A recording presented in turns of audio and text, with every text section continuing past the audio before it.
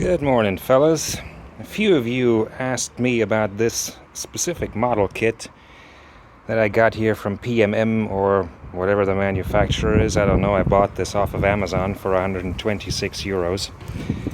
Excuse the wind noise that is in the background. I'm outside since I was just running this thing. And I must say that I'm very, very surprised by the quality of it. I had no issues with the stability or anything else. I Loctited a few of the screws, like here, and here. Everything that goes into metal is Loctited. Some of the connections going into plastic as well. I transferred all the electronics here and the motor from another kit that I bought after 20 years of not having been in this hobby. And it's fairly quick. It's all lubricated, so you don't have to do any of that anymore. The only thing that I did was I transferred over the dampers from the model kit that it came with, because the ones that were delivered on this were junk. Second, as you can see, the tie rods here are the standard ones that came with the TT-01 kit, because the ones that were included were so bent out of shape there was no correcting them. The other thing that I did was I replaced the pinion, or rather I brought my own since none was delivered with this. This is a 28 teeth pinion and a 55 teeth spur gear that I transferred over from the hop-up parts bag that I got with the other kit. And the other thing that you'll notice is when we go around the front is that the damper stays are the standard TT-01s, because the ones that were included with this kit did not allow for the mounting of these body mounts.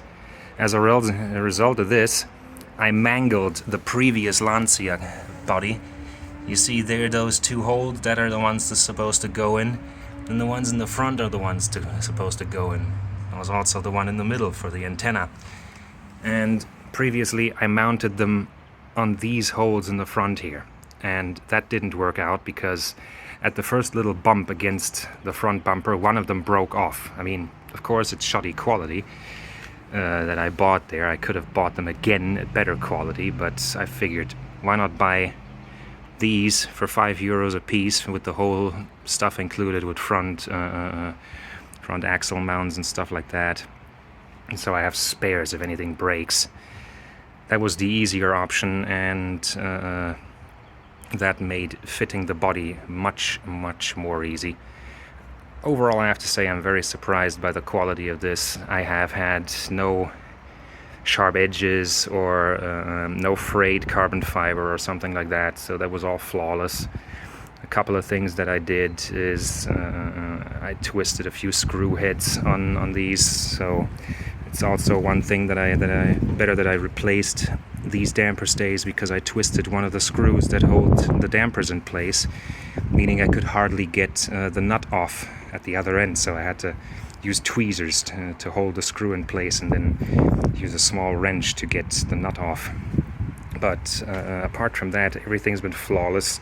The car's been really quick with this. It's just a 3000 kV motor with a 50 amp ESC and a small receiver from Carson, and I think a bog standard servo, which I plan on upgrading in the future to make steering more responsive. But apart from that, I have to say everything has ball bearings on this thing. There's nothing that is left to normal sintered bearings or stuff like that, so nothing plastic, nothing printed compressed metal or something. Everything's been fitting really nice. You've got space for a normal. I'm running this with a 2S LiPo, 7,200 milliamp hours, 7.4 volts, so no problem there. I haven't tested it with anything else. Not planning to go too crazy with it, so 3S is probably out of the question. But yeah, if you're planning on buying this, you can't really do anything wrong with this. So if you find it cheap, then yeah, I'd say go for it. Oh yeah, the other thing I did, I replaced the wheels, because it came with drift wheels. I think all of these come only with drift wheels, which I can't really use because I don't plan on doing drifting. So I replaced these with Tamiya disc wheels and Tamiya radials, which I glued to the wheels. because with the motor setup and the pinion and the spur gear, it has so much torque when you go into a corner that it actually loses the tires from the wheels. So yeah, they had to be glued down when you're cornering, because otherwise you lose the tires basically. So yeah, if you have any more questions, feel free to ask. I'm uploading this later. So yeah, have a nice day, guys.